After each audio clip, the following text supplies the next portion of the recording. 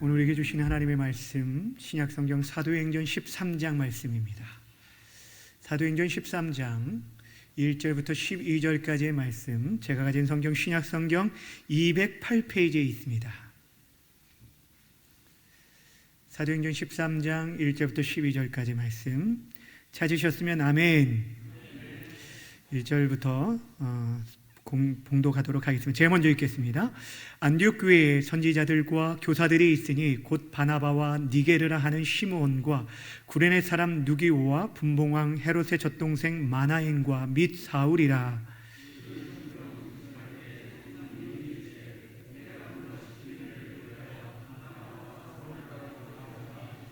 이에 금식하며 기도하고 두 사람에게 안수하여 보내니라.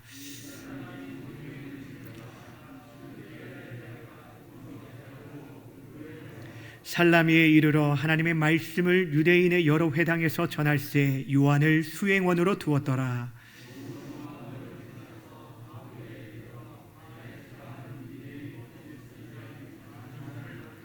그가 총독 서기오 바울과 함께 있으니 서기오 바울은 지혜 있는 사람이라 바나바와 바울을 불러 하나님의 말씀을 듣고자 하더라.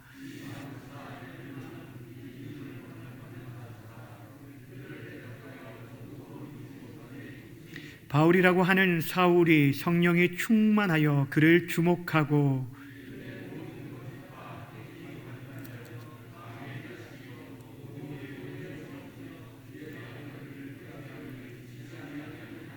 보라, 이제 주의 손이 내 위에 있으니 내가 맹인이 되어 얼마 동안 해를 보지 못하리라 하니 즉시 안개와 어둠이 그를 덮어 인도할 사람을 두루 구하는지라.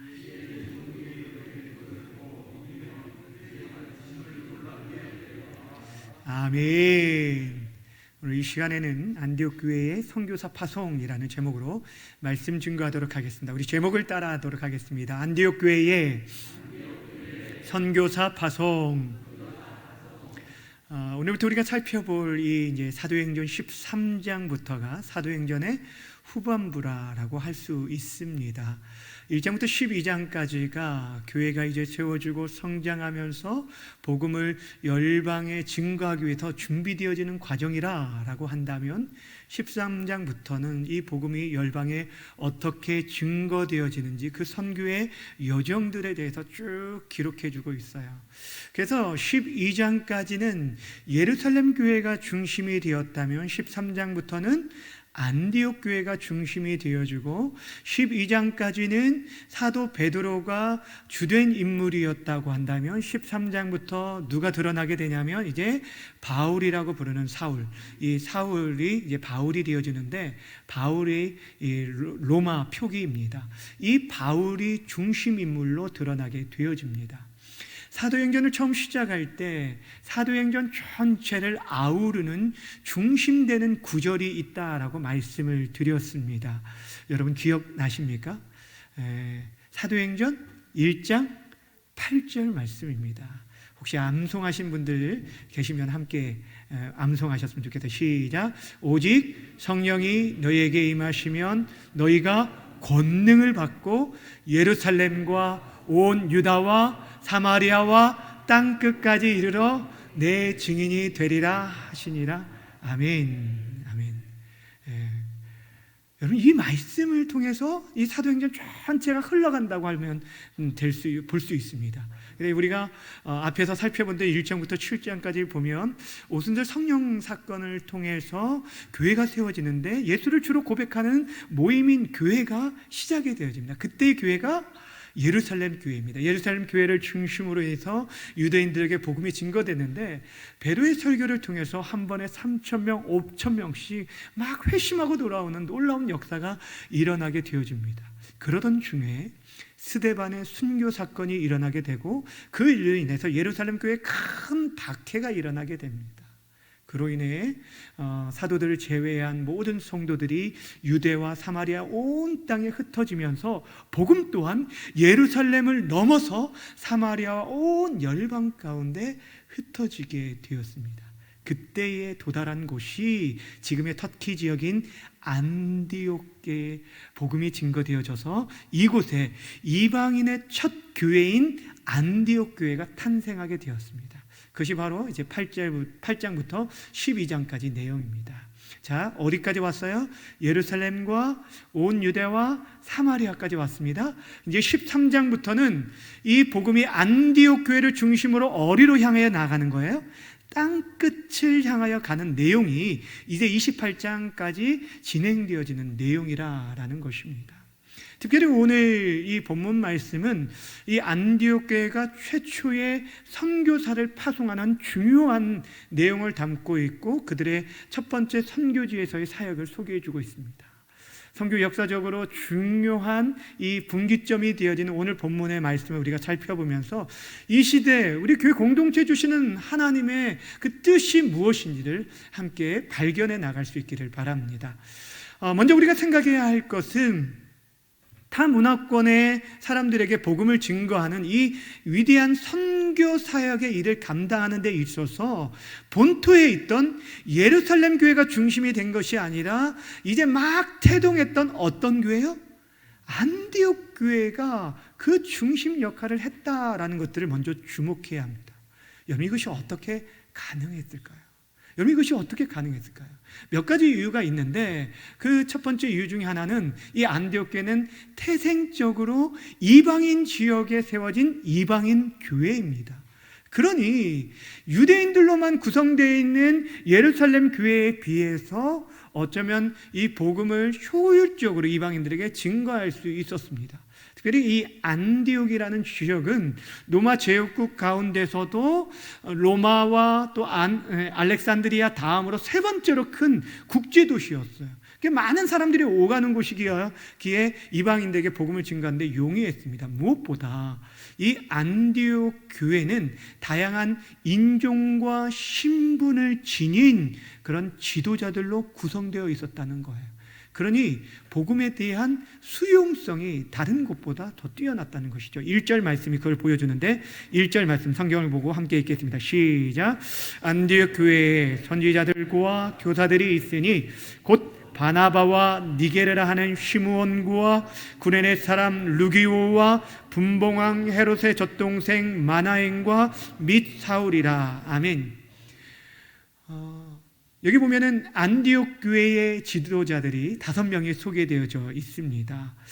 이들에 대해서 우리가 다 잘 알지는 못하지만 이들에 대해서 우리가 좀 주목을 해야 합니다. 첫 번째로 소개된 사람이 누구예요? 바나바입니다. 바나바는 성령과 지혜가 충만한 사람으로 구브로 출신의 레위인이었습니다.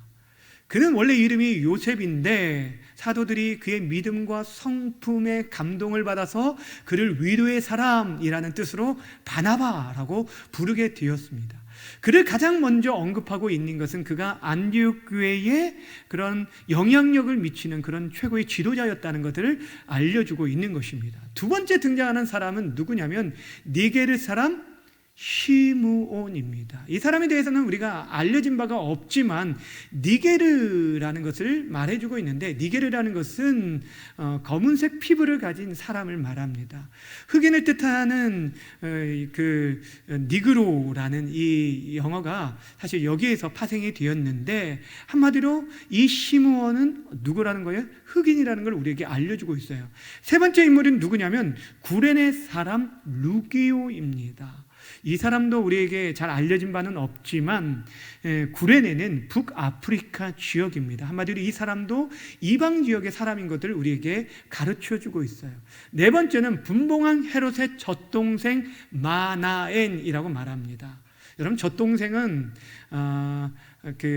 같은 젖을 먹고 자란 사람이란 뜻이기도 하고 중마고우 같은 그런 절친을 의미하는 그런 뜻이기도 합니다. 이것을 통해서도 알 수 있는 것이 이 마나에는 당시에 왕족 출신이든 아니 높은 귀족 출신의 사람인 것을 우리에게 알려주고 있어요. 그럼 마지막 5번째 인물은 우리가 잘 알고 있는 사울입니다. 사울은 정통 유대인으로서 랍비 교육을 받은 굉장한 엘리트였어요. 여러분, 지금 이 안디옥 교회를 구성하고 있는 지도자들, 이들은요 다양한 인종과 신분과 배경을 지닌 사람들이었어요. 이들 가운데 정통 유대인도 있었고 흑인도 있었고 왕족 출신도 있었다는 거예요. 여러분, 이것이 보여주는 게 무엇입니까? 안디옥 교회 지도자들뿐 아니라 그 구성원 성도들 안에도 다양한 인종과 또한 신분과 그 모든 차별을 뛰어넘어 하나된 공동체였음을 보여주고 있습니다. 그러니 여러분, 이들이 예루살렘 교회보다는 더욱 이방인들을 수용할 수 있는 그런 수용성을 지닌 그런 이방인 선교에 합당한 교회였다는 것이죠. 여러분, 이런 교회가 좋은 교회예요. 여러분, 어떤 교회가 좋은 교회냐? 여러분 보세요. 다양한 그런 차이를 가지고 있어요.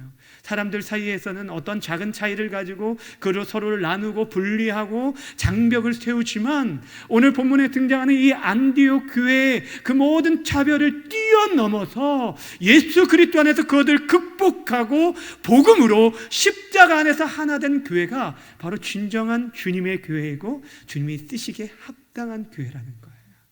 우리도 그렇지 않습니까? 나이도 다르죠. 배경과 출신이 다르죠. 저는 전라도 출신이에요. 경상도 출신 분들도 많이 계시잖아요. 제가 예전에 그 어떤 지역에, 처음에 사역했던 지역에 한 교회가 전라도 출신들만 모여있는 교회가 있는 걸 보면서 굉장히 깜짝 놀랐어요. 근데 여러분, 사실 교회는요 그 모든 차별을 뛰어넘어야 돼요. 사람과 사람이 가지고 있는 모든 차별과 차이와 그들의 그 모든 장벽들이 다른 어떤 것이 아니라 예수 그리스도의 복음 안에서 끼어지고 하나 될 수 있는 교회, 십자가로 하나 되어지는 교회, 그것이 바로 주님의 교회이고 그 교회가 바로 열방을 향해 나아갈 수 있는 교회라는 거예요. 바라고 원하기는 우리가 지금도 하나 되었지만 더욱더 우리가 십자가와 복음으로 하나 되어줘서 주님께서 맡겨진 그 사명들을 잘 감당할 수 있기를 주님의 이름으로 부탁드립니다. 또 한 가지, 안디옥 교회가 이방 선교에 결정적으로 쓰임받을 수 있었던 중요한 이유는 이들은 성령의 음성을 듣고 순종하는 그런 공동체였다라는 거예요. 2절과 3절 말씀 우리 함께 읽도록 하겠습니다. 2절 3절 시작. 주를 섬겨 금식할 때에 성령이 이르시되 내가 불러 시키는 일을 위하여 바나바와 사울을 따로 세우라 하시니 이에 금식하며 기도하고 두 사람에게 안수하여 보내니라. 아멘. 최초의 선교사를 파송하는 장면을 소개해 주고 있어요. 그런데 여기서도 우리가 먼저 생각해야 할 것은 지금 이 선교사를 파송하는 이 일들을 처음부터 안디옥 교회가 계획하고 준비한 것이 아니라는 거예요. 무슨 말씀이냐면, 지금 안디옥 교회는 이 모든 일들을 친히 성령 하나님께서 계획하시고 준비하신 일들에 다만 그들은 순종하며 따랐다는 거예요. 그들이 주를 섬겨 금식하였다라는 것은, 섬기다는 단어는 예배했다는 단어인데, 그들이 주를 예배하는 가운데 금식하며 하나님의 뜻을 구할 때 하나님께서 음성을 들려주셨어요. 어떤 음성이었습니까? 내가 시키는 일을 위하여 바나바와 사울을 따로 세우라라는 음성이었어요. 그리고 그들은 그 음성을 듣고 즉각 순종하며 이 두 사람을 따로 세우고, 또한 그들을 그냥 보낸 게 아니라 금식하고 기도하며 축복하며 그들을 파송하게 되었던 것입니다. 그런데 여러분, 당시 안디옥 교회의 입장을 한번 생각해 보세요. 이 성령의 음성에 순종하는 것이 쉬웠을까요? 그렇지 않았다는 거예요. 여러분, 그들이 순종하며 나아가는 것이 어려웠던 이유는 5명의 지도자들이 있었지만 그 중에 2명의 지도자를 여러분 파송하고 나면 몇 명이 남아요? 몇 명이에요? 어려운 거 묻지 않아요. 몇 명이 남아요? 3명이 남아요. 그래도 되지 않나라고 생각할 수 있지만, 지금 이 안디옥 교회의 중추적인 역할을 감당하고 있는 핵심 리더십은 바로 바나바와 바울이었어요. 근데 이 두 사람을 지금 교회가 세워진 지 1년밖에 되지 않는 그 교회가 이 일들을 감당한다는 것은 쉬운 결정이 아닙니다. 여러분, 좀 더 교회가 든든히 세워진 다음에 파송할 수도 있지 않습니까? 또한 다른 선교사 후보생들을 세운 다음에 그들을 교육시킨 후에 파송할 수도 있었습니다. 그런데도 불구하고 안디옥 교회는 다만 순종하며 그 두 사람을 파송하였다는 거예요. 그렇습니다. 이 안디옥 교회는 성령의 음성에 순종함으로 그들의 교회적인 지금의 형편, 당시의 형편과 사정보다 더 크고 위대한 하나님의 비전에 그들은 동참하며 희생을 각오하고 순종하였어요. 여러분, 무엇이 그렇게 할 수 있었을까요? 여러분, 그들은 주님의 몸된 교회는 어떠한 지도자에 의해 좌지우지 되어지는 것이 아니라 교회의 진정한 주인이 하나님이심을 믿었기에, 그분이 다스리고 통치하심을 신뢰하였기에 그 모든 어려움들을 감내하고서도 그들은 그렇게 파송할 수 있었다라는 것입니다. 이런 교회가 바로 성숙한 교회의 모습이에요. 사랑하는 여러분, 교회 주인이 누구인지를 바로 알고 또한 교회가 누구의 음성에 귀 기울여 따라가야 할지를 알 때 그 교회가 성숙하게 되어주는 것입니다. 안디옥 교회는 성령의 음성을 듣고 하나님 나라의 비전에 기꺼이 순종하며 나아갔는데 그들 가운데 최고의 리더십인 바나바와 바울을 내어드렸습니다. 여러분, 이것은요, 그들이 마지못해 순종한 것이 아니라 그들 가운데 가장 귀한 것들, 가장 좋은 것들로 하나님 앞에 내어드리는 그런 헌신이 있었던 것을 우리에게 보여주고 있는 거예요. 얼마나 귀합니까? 사랑하는 여러분, 이러한 헌신과 희생들이 있었기 때문에 지금까지 온 열방에 복음이 증거된 거 아닙니까? 한국교회의 선교 역사도 생각해 보세요. 여러분, 135년 전에 이 땅에 복음을 들고 온 선교사님들은 당시 최고의 엘리트들이었어요. 당시 조선이라는 땅은 사람들에게 알려지지 않은 땅이었음에도 불구하고 저 조선 땅이 복음이 한 번도 전해진 적이 없다라는 얘기를 듣고 수많은 나라의 젊은이들이 그 가운데 사회적으로 촉망받은 일꾼과 성령에 충만한 그들이 이 땅에 들어와서 교회를 세우고 학교를 세우고 병원을 세우면서 이 땅을 복음으로 완전히 새롭게 만들었다라는 것입니다. 사랑하는 여러분, 하나님의 부르심 앞에 그 음성 가운데 순종할 때 자신의 가장 귀한 것들을 내어드릴 때 그곳에 성령의 일하심의 역사를 우리가 보고 경험하게 되어진다라는 것입니다. 바라기는 우리 공동체가 성령 하나님의 음성에 더욱 민감하게 반응하고 이 시대에 우리를 통해서 일하실 하나님의 일하심들에 우리가 적극적으로 내어드리면서 성령의 아름다운 동역자들이 다 되어지기를 주님의 이름으로 축원합니다.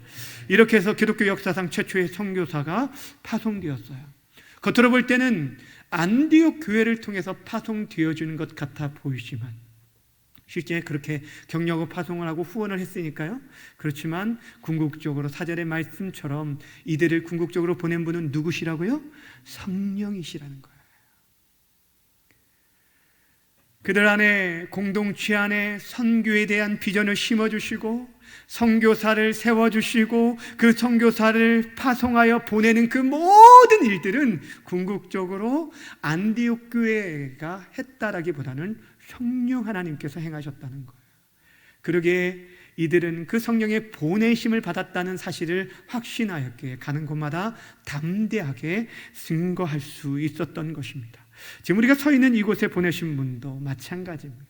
다른 어떤 기관이나 사람에 의한 것이 아니라 하나님, 성령 하나님께서 우리를 이 자리에 부르셨다는 걸 믿을 때 우리는 하나님의 대사로 어느 곳이든 힘있게 나아갈 수 있는 거예요. 여러분 생각해 보세요. 여러분 이 자리에 어떻게 있습니까?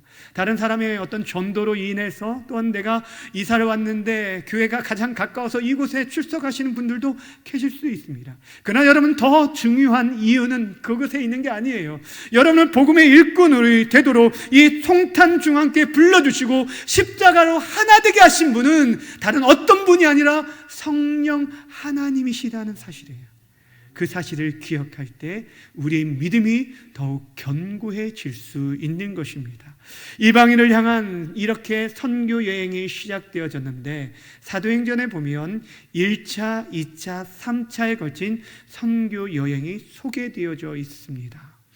1차, 2차, 3차를 구분하는 것은 이런 이유예요. 안디옥 교회를 시작으로 해서 복음을 쫙 증거합니다. 그리고 나서 다시 안디옥 교회에 돌아와서 그곳에서 선교 보고를 합니다. 하나님께서 이런 일을 행하셨습니다 라는 게 선교 보고예요. 한번 살펴볼까요? 14장입니다. 성경을 한 장 넘기시면 14장 26절, 27절, 28절 보세요. 제가 읽어드릴게요. 14장이에요. 거기서 배 타고 안디옥에 이르니 그곳은 두 사도가 이룬 그 일을 위하여 전에 하나님의 은혜에 부탁하신 곳이라. 그들이 이르러 교회를 모아 하나님이 함께 행하신 모든 일과 이방인들에게 믿음의 문을 여신 것을 뭐하고? 보고하고 제자들과 함께 오래 있으니라 라고 말하고 있잖아요. 그러니까 이런 보고가 1차, 2차, 3차에 걸쳐서 나타나게 되어서 그래서 1차 전도여행, 2차 전도여행, 3차 전도여행이라고 구분하게 됩니다. 그러니까 우리가 지금 보고 있는 13장과 14장이 지금 바나바와 바울의 제1차 전도여행에 대한 내용이고 오늘 우리가 읽은 부분이 첫 사역지에서의 사역을 소개하고 있어요. 자, 그렇다면 여러분 첫 번째 선교사들이 하나님의 부르심을 받아 나아갔던 첫 번째 사역지가 어디였는지 오늘 본문 13장 4절 말씀을 읽도록 하겠습니다. 13장 4절입니다. 시작. 두 사람이 성령의 보내심을 받아 실루기아에 내려가 거기서 배 타고 구브로에 가서 아멘. 어디에 갔다고요? 구브로에 갔습니다. 이제 지명이 나오니까 지명을 좀 이해가 어려울 수 있는데 다음에 기회가 되어지면 지도를 통해서 여러분들에게 한번 좀 설명을 드리도록 하겠습니다.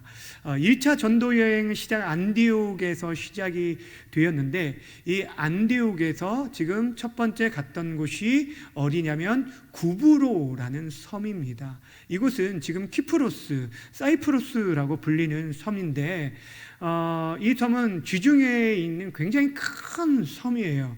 제주도보다는 5배 정도 큰 섬인데 이 섬에 처음에 도착을 하였는데 지금 이 경로를 한번 보시면 실루기아, 이게 안디옥에서 실루기아, 지중해 해안 연안에서 실루기아에서 구브로까지 약 100km를 배를 타고 가서 도착한 섬이 구브로라는 섬이에요. 그리고 그 구브로라는 섬의 첫 번째 도시에 도착했는데 이곳이 살라미예요. 따라합시다. 살라미. 이 살라미에서 유대 회당에서 하나님의 복음을 증거하고 그리고 쭉 그 섬을 쫓아서 도보로 쭉 180km를 걸어서 반대편에 도착한 곳이 바보라는 도시입니다. 따라합시다. 바보. 옆 사람 보고 말하면 안 돼요. 바보. 파포스, 영어에는 파포스라고 되어 있는데 우리말 성경에는 바보로 기록이 되어 있어요. 살라미에서 바보, 이것이 바로 이 구브로라는 섬 안에 있는 거예요. 그러니까 제주도를 말하면 제주도에 제주시가 있고 서귀포시가 있잖아요. 그런 것처럼 지금 살라미, 바보 이 지역에서 복음이 증거되었는데 이 바보에서는 특별히 그 구브로의 총독으로 서 있는 서기오 바울에게 복음을 증거한 내용이 오늘 본문에 소개되어져 있습니다. 자, 저를 보시고요. 자, 지금 한마디로 말하면 지금 첫 선교지로 부름받은 곳은 구브로라는 섬인데 이곳은 어떤 곳이냐면 바로 바나바의 고향이었어요. 자, 여기서 우리가 생각해야 할 것이 있어요. 부활하신 주님께서 제자들을 향해서 땅끝까지 복음을 증거하라라는 사명을 주셨습니다. 그런데 그들 처음부터 땅끝으로 보내지는 않으셨어요. 부활하신 주님께서 처음에 그 부활할 때 제자들에게 부른 곳은, 제자들을 부른 곳은 갈릴리였어요. 그곳으로부터 주님의 증인된 삶을 시작하도록 만들었어요. 왜 갈릴리였을까요? 갈릴리는 대부분의 예수님의 제자들의 고향이었습니다. 사도 바울을 한번 생각해 봅시다. 사도 바울은 다메섹으로 가는 중에 부활하신 예수님을 만남으로 인해서 그가 꼬꾸라지고 예수님을 박해했던 그가 이제는 이방인의 사도로 세워지게 되었습니다. 그런데 처음부터 그가 이방인의 사도의 사역을 감당한 것이 아니었어요. 마음에 열정이 있어가지고 막 복음을 증거했지만 오히려 유대인들의 방해로 인해서 죽을 위기에 있을 때 그가 다소라는 곳에 가서 말 그대로 다소곤이 지내게 되었어요. 여러분, 그곳에서 얼마 동안 지낸 줄 아십니까? 학자들 말로는 10년에서 13년 정도 그곳에서 복음을 전하면서 이방인의 사도로 준비되어진 과정을 가졌는데, 여러분, 이 다소가 어떤 곳인지 아십니까? 바울의 고향이었어요. 여러분, 제가 지금 무슨 말씀을 드리려는지 아십니까? 우리에게 허락하신 땅끝까지 복음 사명을 감당할 때 그 출발점은 사실 우리의 가정으로부터, 우리의 가장 가까이 있는 사람들로부터 시작돼야 한다는 거예요. 이것이 굉장히 중요한 의미를 담고 있어요. 사랑하는 여러분, 우리들은 복음 증거한다라고 하면은, 선교라고 하면은 늘 우리와 다른 지역의 타 문화권의 사람들만 생각을 하지만, 사실 복음 안에 갇혀 있지 않는 사람, 복음 안에 있지 않는 사람, 하나님의 자녀되지 않은 모든 사람들은 다 선교의 대상이고, 또 하나님께서 우리에게 1차적으로 맡겨진 선교 현장이 바로 여러분이 서 있는 그곳이라는 것입니다. 우리의 가장 가까이 있는 가족과 친족들에게서 먼저 우리가 그리스도인이 되어야 하고 하나님의 사람으로 서 있어야 믿지 않는 자들에게 우리가 나아갈 수 있어요. 우리가 우리 가족들에게서도 사랑하는 복음을 증거하지 못하면서 열방을 향해 나아간다라는 것은 어불성설이라는 거예요. 그래서 사도 바울이 디모데 전서에서 이렇게 말했어요. 누구든지 자기 친족, 특히 자기 가족을 돌보지 아니하면 믿음을 배반한 자요 불신자보다 더 악한 자라라고 말했어요. 무슨 말씀하신지 아시겠어요? 우리의 가정이 선교지라는 거예요. 선교지에 갈 때 그냥 가지 않습니다. 준비되어져야 돼요. 깨어 있어야 돼요. 성령으로 충만하고 말씀으로 충만해야 우리가 그곳에서 그 복음이 역사하는 것을 나타낼 수 있어요. 너무 우리를 잘 알기 때문에 사실 정말 힘든 것이 바로 가족 구원입니다.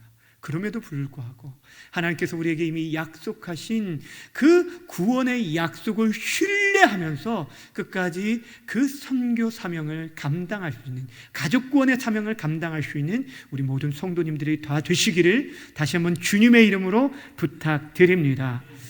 바울 일행이 바나바의 고향인 구브로 섬에서 복음을 증거하게 되었고, 그래서 특히 총독으로 세워진 서기오 바울에게 복음을 증거하였는데, 근데 문제는 이 총독 곁에는 바예수라고 불리는 거짓 선지자 마술사가 있었습니다. 이 마술사는 지금으로 말하면 그 박수 무당을 의미합니다. 여러분, 성경이 이 서기오 바울이 지혜로운 사람이라고 소개하고 있지만 그럼에도 그 자신 곁에 마술사 무당을 두고 있는 것을 보게 됩니다. 당시에 그냥 권력자들 뒤에는 이런 점술가 무당들이 늘 존재했던 것들을 보게 되어집니다. 그런데 여러분, 이것이 세상이 가지고 있는 지혜의 한계예요. 여러분 생각해 보세요. 아무리 자신이 뛰어나다라고 한다 할지라도 자신 스스로 결정하지 못하고 누군가의 의뢰를 할 수밖에 없는, 헛된 신에게 의뢰할 수밖에 없는 연약한 인생들을 보게 돼요. 근데 이러한 모습이 2000년 전에 기독교 역사에만 나타난 것이 아니라 선교 현장에만 있었던 것이 아니라 첨단 과학의 시대를 걸어가고 있는 지금도 여전히 나타나고 있는 걸 보게 됩니다. 점침이 흥행하고 있고요.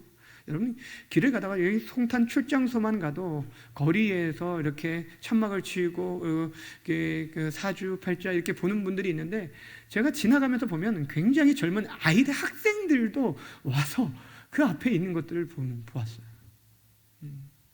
사람들이 인터넷으로 매일의 그 사주를 보게, 운세를 보게 되어지고요. 여러분, 성공하고 출세했다는 사람들 중에 무속인에 빠져 있는 사람들이 얼마나 많은지 몰라요. 여러분, 많은 권력자들, 정치 권력자들 뒤에 이런 무당들이 있다는 사실을 여러분 아십니까? 무엇을 말해주냐면 그들을 아무리 많은 것들을 가지고 있다 해도 무언가 모르는 두려움에 사로잡혔다는 걸 보여주고 결국 자신들도 모르게 사단의 권세 아래 있는 자임을 보여주고 있다는 거예요. 근데 더욱 심각한 것은 이러한 무속신앙에 대한 인식이 어느새 현대인들의 삶 속에 아무렇지도 않게 무비판적으로 받아들이고 있다는 거예요. 한 예를 들을까요? TV 예능 프로그램 중에 무엇이든지 물어 보살이라는 그런 프로그램이 있어요. 아마 아시는 분들은 계실 거예요. 참 재미있습니다. 재미있습니다. 재밌다고 하니까 또 이제 다 찾아보실지 모르겠는데, 사람들의 그 어떤 문제들, 답답함들, 그런 사정들을 속 시원하게 풀어준다라고 해서 굉장히 인기 있는 그런 예능 프로그램입니다.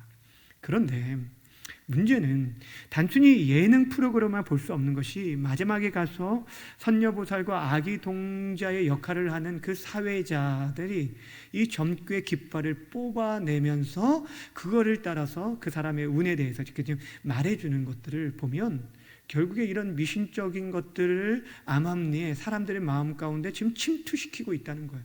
이거는 여러분 악의 세력의 역사예요. 우리가 재미있는 것은 재미있는 거지만 분별력을 가지고 볼 수 있어야 하고 경각심을 가지고 깨어 있어야 한다라는 거예요.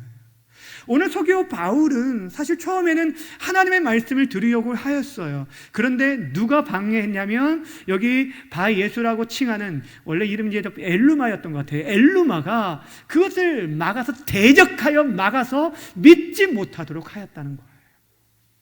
왜 그랬을까요? 이 마술사는 그동안 자신이 가지고 있던 기득권과 그 영향력들이 한순간에 이 선교사들을 통하여서 잃어버릴까봐 두려운 나머지 아마 막았을 수도 있습니다. 그런데 중요한 사실을 놓치지 말아야 돼요. 여러분, 이 엘루마는 자신의 입장에서 막았을지 모르지만 그 뒤에는, 그 배후에는 복음 증거를 가로막으려고 하는 하나님의 역사를 방해하는 악한 사단의 세력이 숨어 있다라는 거예요. 이것을 우리는 분별할 줄 알아야 합니다. 당시 성령으로 충만했던 바울은 바로 이 사실을 깨닫고 마술사를 책망하면서 하나님의 말씀을 선포하였던 거예요. 10절 말씀 함께 읽어볼까요? 어떻게 선포했는지. 10절입니다. 시작. 이르되 모든 거짓과 악행이 가득한 자요 마귀의 자식이요 모든 의의 원수요 주의 바른 길을 굽게 하기를 그치지 아니하겠느냐. 아멘. 여러분, 단순히 마술사라고 부르지 않았습니다.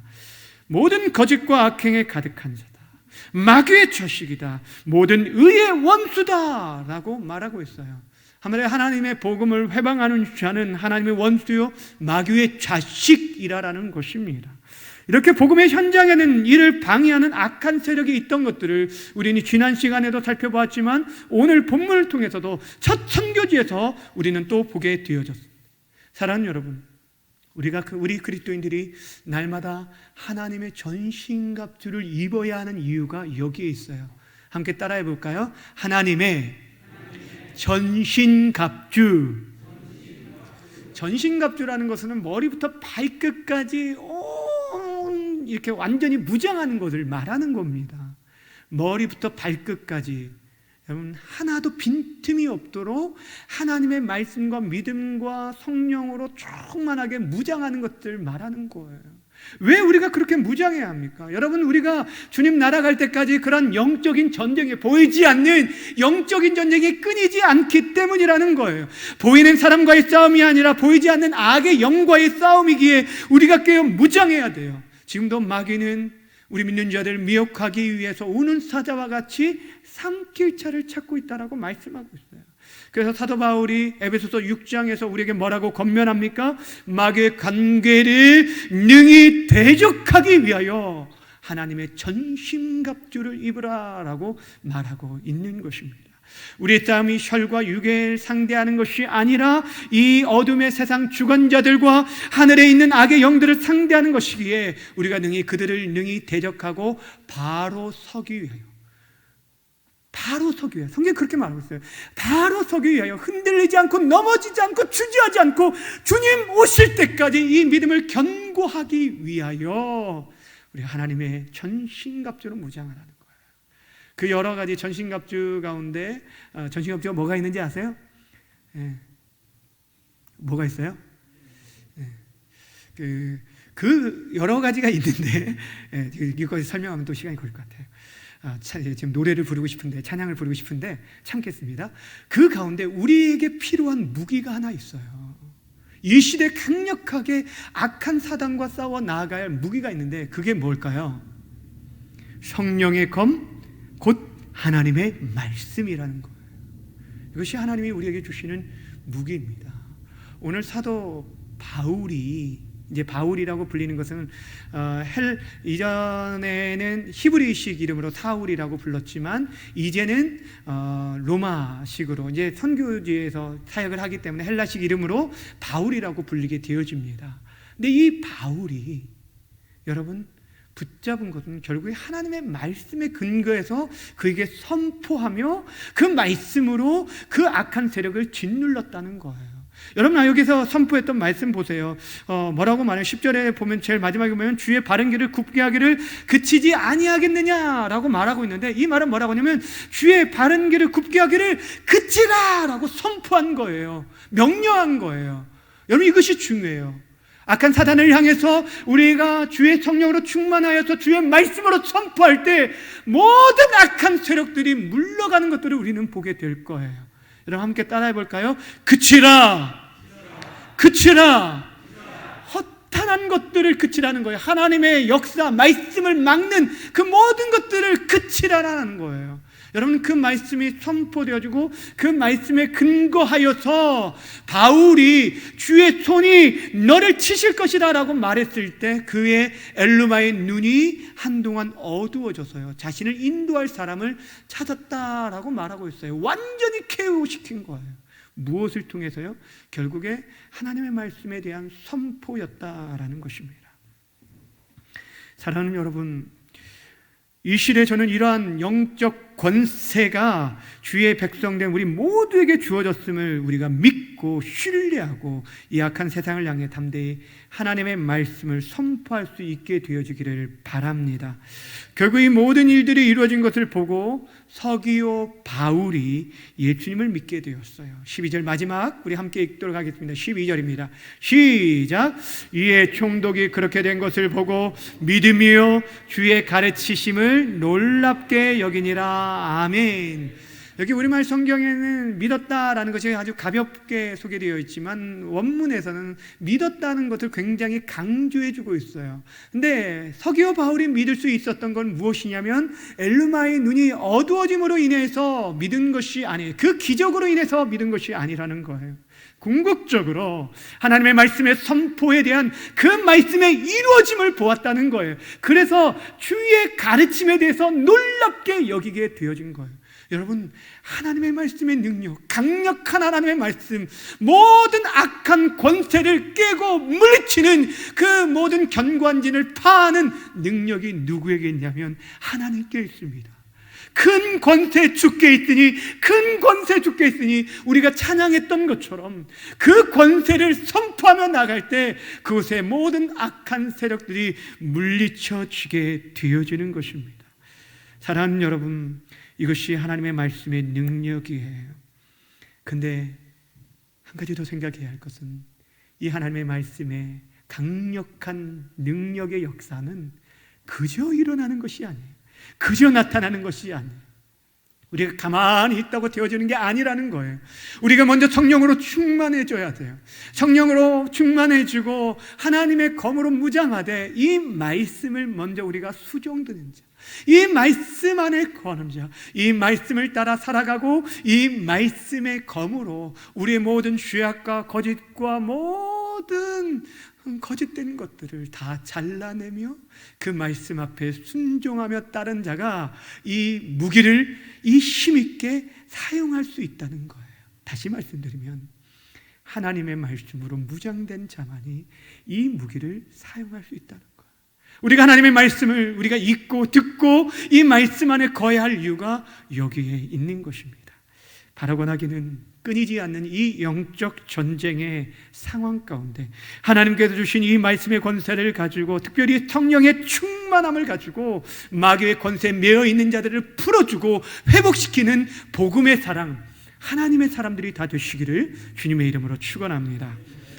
주님의 사랑하는 여러분, 오늘 우리는 성경에 등장하는 첫 선교사의 파송과 그들이 첫 선교지에서 사역을 살펴봤어요. 이 선교지에서의 사역은 승리로 끝나게 되었어요. 이 첫 번째 사역이 너무너무 중요한 것은 앞으로 이루어질 모든 사역들의 모습을 보여줘요. 그들이 가는 곳에 복음을 방해하고 반대하는 그런 악한 세력이 있다라는 것들을 보여줄 뿐 아니라 동시에 그럼에도 불구하고 궁극적으로 복음이 승리한다는, 십자가의 능력이 승리함을, 말씀이 승리함을 우리에게 보여주고 있다라는 것입니다. 우리가 사도행전을 살펴보는 이유가 여기에 있어요. 이 시대도 여전히 이 영적인 전쟁이 끊이지 않고 있어요. 이 전쟁터에 하나님께서 바로 저와 여러분들을 빛의 사자들로 구분하여서 이 어둠의 권세를 끼칠 하나님의 사람으로 파송하여 주었다는 거예요. 여러분 믿으십니까? 여러분 빛의 사자들이라는 거예요. 여러분이 복음을 선포하는 그곳에 악한 세력들이 떠나가고 참된 자유함과 그 복음의 영화로움 가운데 거하게 되어진다는 거예요. 그 일을 위해 우리를 세워주셨어요. 우리가 그 귀한 사역에 우리가 쓰임받기 위해서는 오늘 안디옥 교회처럼 그들의 모든 차이와 그 모든 장벽을 극복하고 십자가로 하나된, 복음으로 하나된 교회 공동체, 세상에 여러 가지 소리들이 들리고 사람들의 소리들이 들리지만 그 어떤 소리보다 성령의 음성에 순종하는 공동체, 무엇보다 우리에게 진리의 말씀, 하나님의 말씀으로 무장되어 하나님의 말씀으로 선포하는 공동체, 그 공동체가 바로 하나님의 일하시는 성령의 강력한 일하심의 역사를 우리는 보게 되어질 것입니다. 바로 여기는 이러한 귀한 역사가 우리 교회 공동체, 저와 여러분을 통해서 지속적으로 흘러가고 나타내어져서 아름답게 쓰임받는 우리 모두가 되어지기를 주님의 이름으로 간절히 축원합니다. 기도하겠습니다. 우리 함께 기도하며 나아갈 때 오늘 주신 말씀을 우리가 함께 붙들고 좀 기도했으면 좋겠어요. 사랑하는 여러분, 여러분이 지금 어떻게 우리에게 주어진 이 영적 전쟁을 감당하고 있습니까? 여러분, 그동안에 대면 예배가 중단되어진 동안 여러분은 이 영적 전쟁을 얼마나 잘 싸워 나아가셨습니까? 우리의 부족함들을 하나님 앞에 아뢰었으면 좋겠습니다. 우리 힘으로는 결코 이 전쟁에서 이길 수 없다는 것, 성령으로 무장되지 않고서는, 충만하지 않고는, 말씀으로 가득하지 않고서는 우리가 이 악한 세상을 이길 수 없다는 거예요. 성령 하나님, 우리를 붙들어 주옵소서. 이 시대에 하나님의 사람으로 복음의 일꾼으로 우리를 사용하여 주옵소서. 그리하여 우리를 심으신 우리의 가정, 우리의 이웃들에게 생명의 복음을 증거할 수 있도록 우리를 사용하여 달라고 이 시간 우리 함께 기도하며 나아가겠습니다. 좋으신 하나님 아버지, 참 감사합니다. 오늘 주의 사랑하는 성도를 붙들어 주시고 인도하여 주셔서 하나님 아버지 주의 말씀을 듣게 허락하여 주시고 하나님 아버지 주의 은혜 안에 거할 수 있도록 도와주시고 감사함을 드립니다. 하나님 아버지, 이 시대에 하나님 아버지 거룩한 백성들로 구분하여 주시고 끊이지 않는 이 영적 전쟁 가운데 우리가 넘어지고 쓰러지지 아니하도록 붙들어 주시고 이끌어 주시길 원합니다. 때로는 넘어지고 실패하였을지라도 다시 한번 하나님 아버지 우리가 십자가를 붙들고 일어서길 원하며 기도합니다. 아버지 하나님 아버지, 주님의 복음에 아버지 하나님 아버지 은혜를 믿고 다시 한번 일어나길 원합니다. 다시 한번 하나님 아버지 우리가 선포하며 나아가겠습니다. 복음으로 하나 되어지게 하시고 성령의 음성에 순종하며 기꺼이 우리 자신들을 내어드릴 수 있도록 도와주시고 하나님 우리를 세우신 자리, 우리의 가정 속에서 아버지 그곳이 선교 현장임을 알고 기어 기도하며 나아갈 수 있도록 하나님 도와주시옵소서. 하나님 아버지, 아직까지도 어둠의 저녁에 굴복하여 있는 수많은 자들을 구원하는 일 일들을 우리를 사용하여 주옵소서. 이 대한민국을 공유히 여겨주시고 한국교회의 주의 은혜를 부어주셔서 이 모든 사역들을 힘있고 능력있게 아버지 사용되어 줄 수 있도록 여호와 하나님 도와주시고 은혜로 허락하여 주시옵소서. 오 하나님 아버지, 우리 주님 오실 때까지 이 아름다운 선교적인 사역을 감당하기 원합니다. 지금도 복음을 증거하는 모든 선교사님들의 사역을 힘있게 하시고 능력있게 허락하여 주셔서 아름답게 이 모든 일들을 감당할 수 있도록 도와주시옵소서.